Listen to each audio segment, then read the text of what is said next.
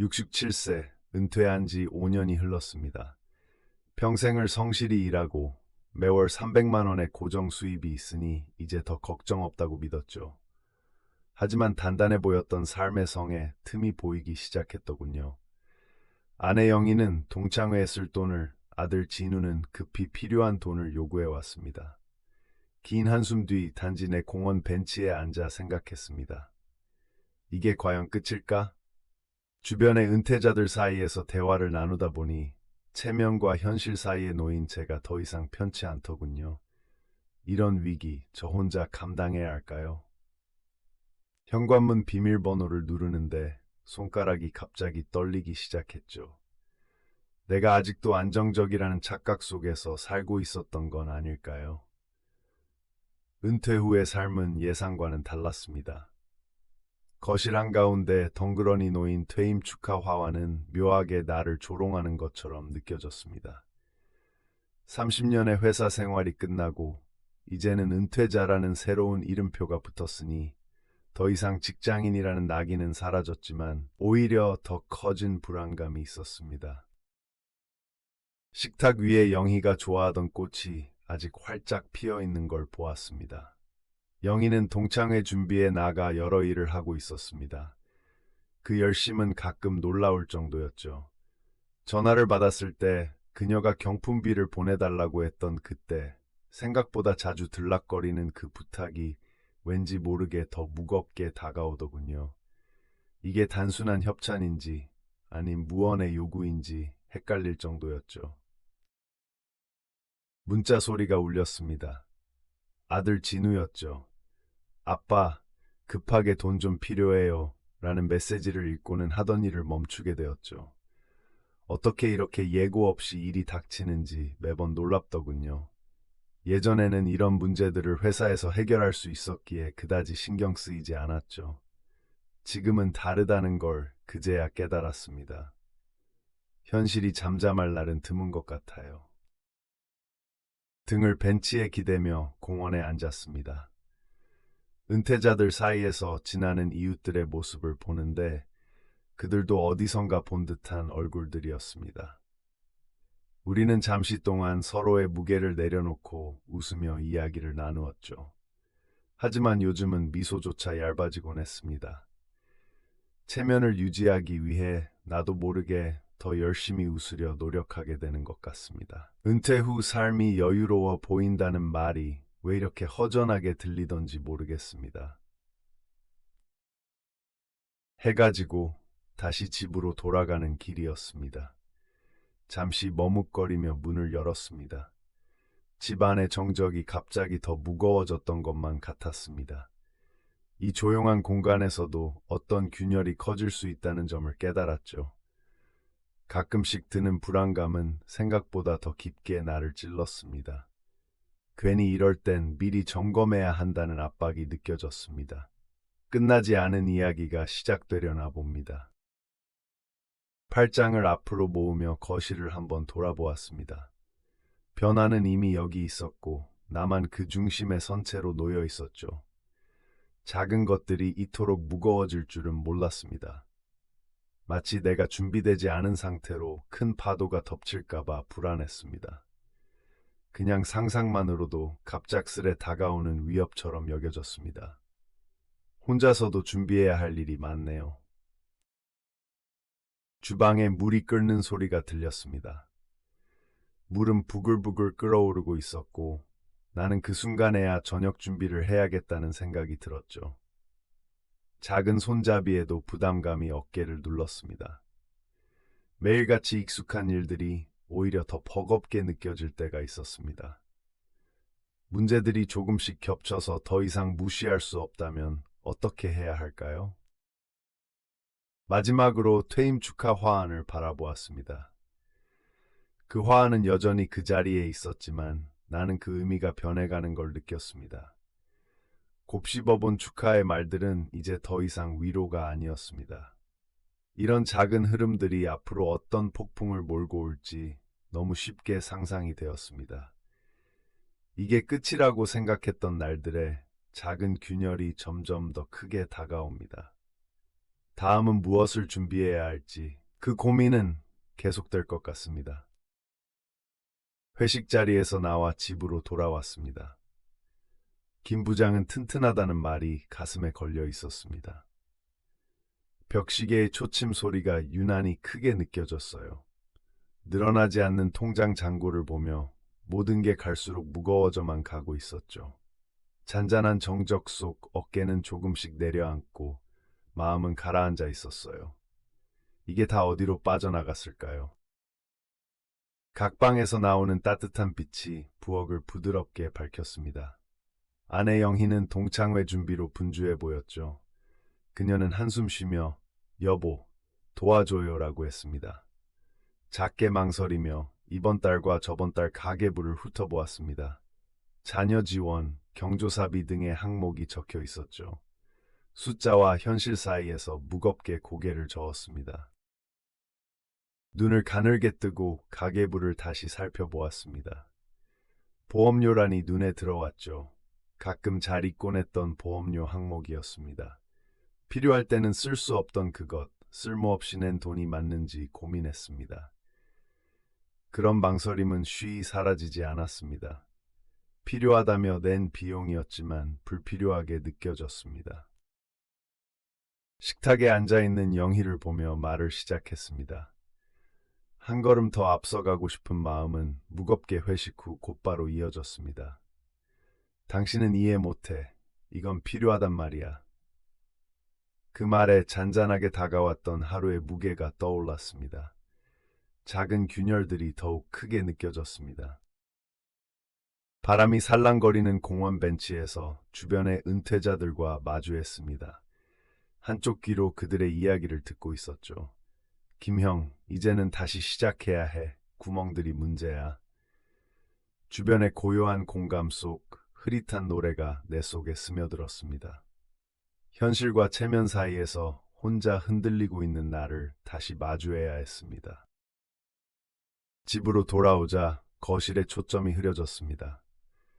소파에 앉자마자 허무하게 덮쳐오는 무거운 느낌이 있었습니다. 이 구멍들이 어디까지 찰지 상상하게 되었죠.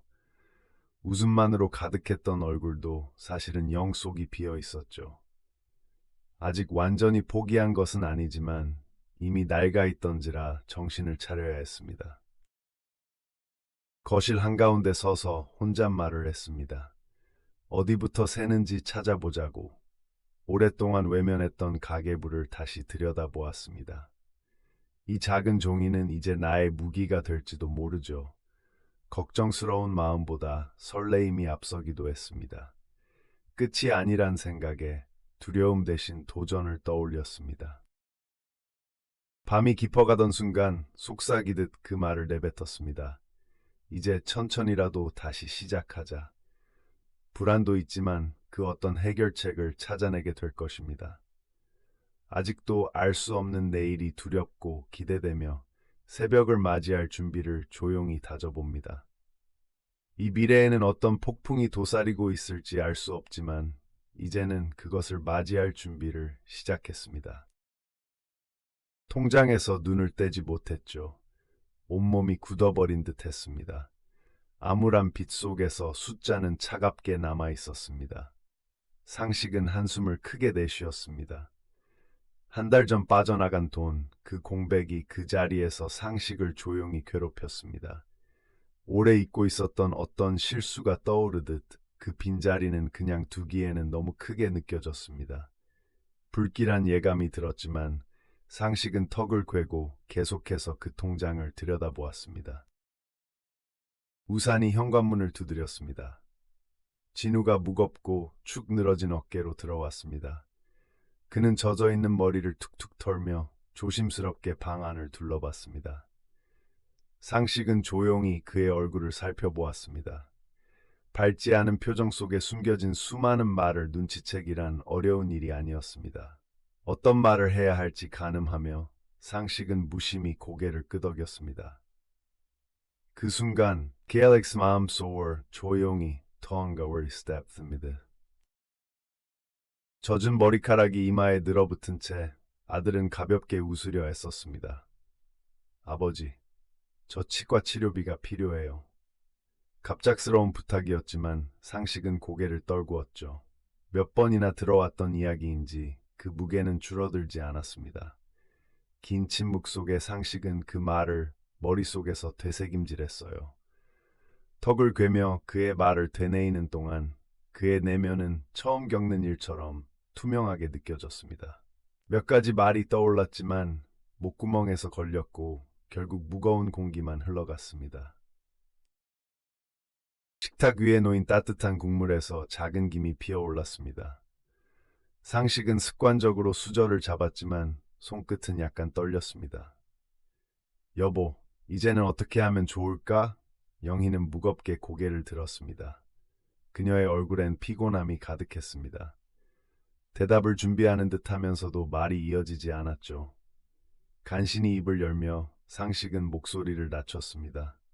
이번 달은 더 이상 힘든 것 같아. 그러나 영희의 눈에는 이해와 피로가 교차하고 있었습니다.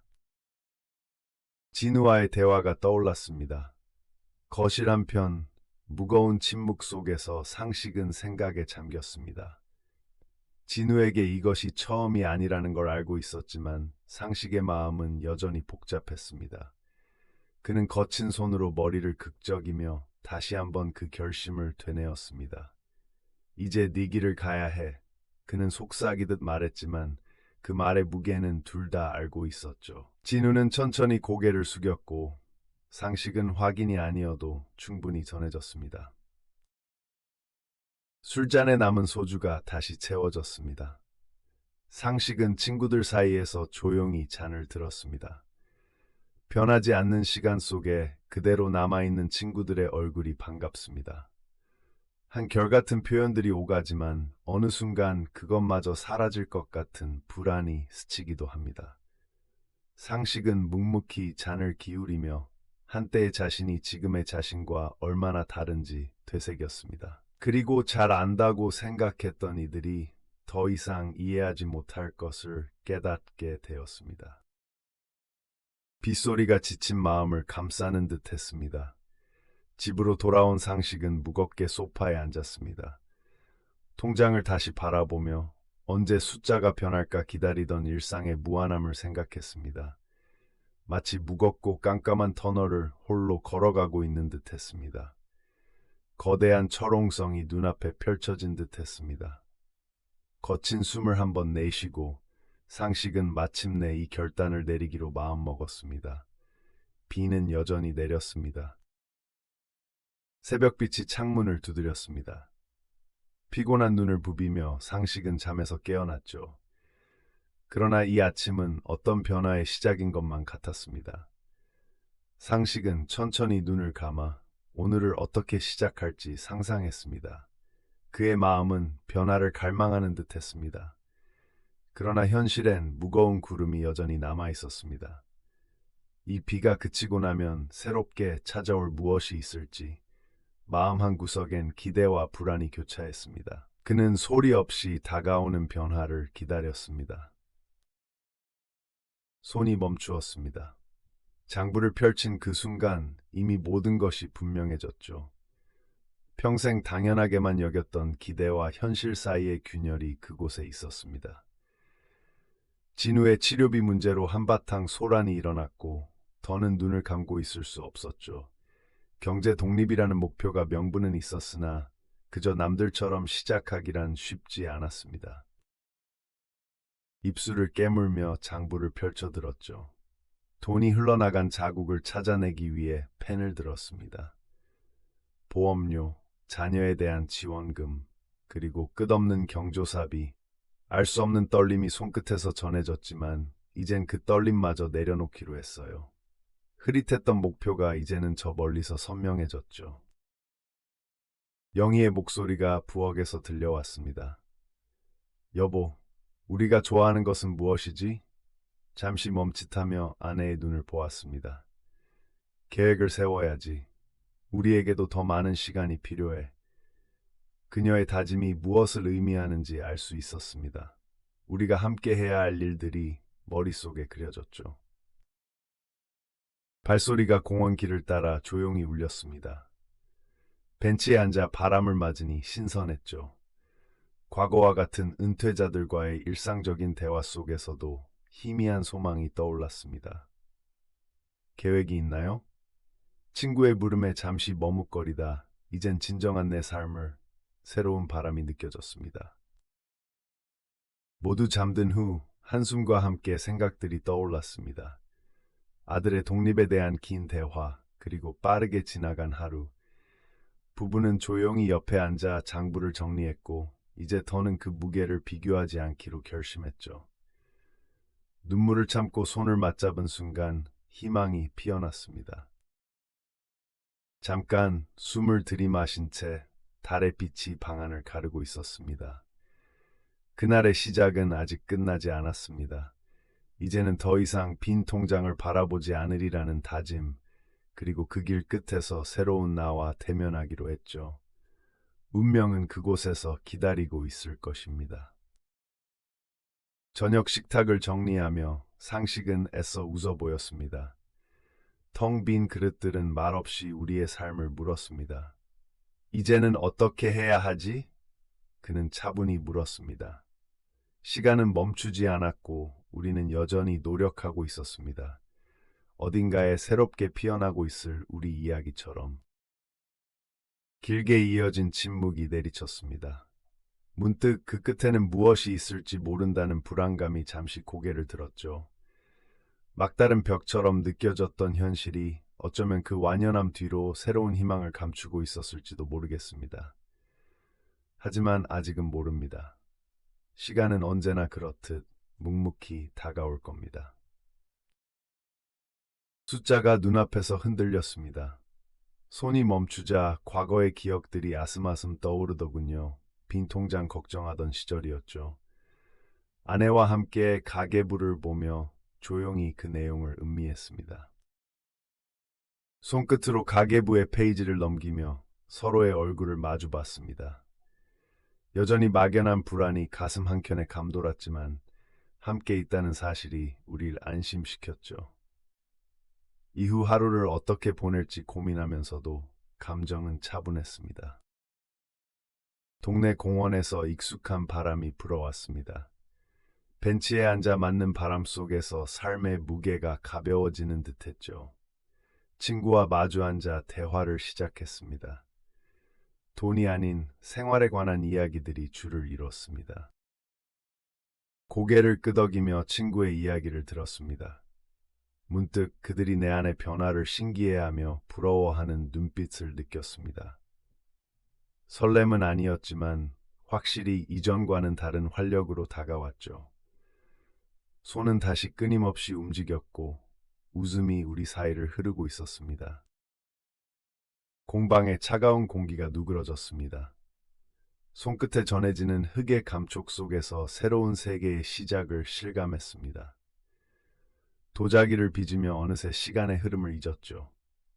흙은 내겐 말없는 동반자가 되어가고 있었습니다. 흙을 빚어가며 내가 만들려는 형상이 무엇인지 깊이 생각했습니다. 그 과정은 제 내면을 평화롭게 만들어 주었죠. 집중하다 보면 어김없이 시간은 훌쩍 지나갔고 그저 손끝의 감각에만 의존한 채로 조용히 미소 지었습니다. 집으로 돌아오자 가족들과 함께하는 저녁의 온기가 흐르고 있었습니다. 식탁의 따뜻함 속에서 서로의 이야기를 끊임없이 나누며 우리의 노력을 격려했죠.